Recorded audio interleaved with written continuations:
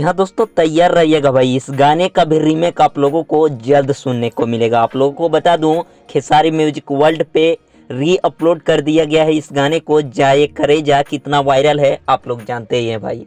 और अभी जिस तरह से सोशल मीडिया में नींबू खरबूजा भाई वायरल चल रहा था, उसी तरह से ये भी गाना जाए करे जा भाई एक बार जाके देख लीजिएगा इंस्टाग्राम, यूट्यूब, फेसबुक के रील्स में भाई।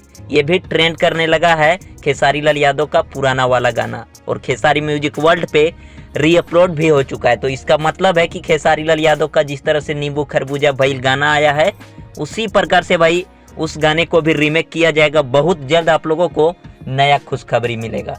जा एक करेजा बहुत जल्द देखने को मिलेगा एंगल म्यूजिक के पास। ये भी ऑनर अभी एंगल म्यूजिक ही है, लेकिन बहुत जल्द रीमेक देखने को मिलेगा। मिलते हैं फिर नेक्स्ट वीडियो में। वीडियो अच्छा लगा तो लाइक और चैनल पे नए हैं सब्सक्राइब कर दीजिए।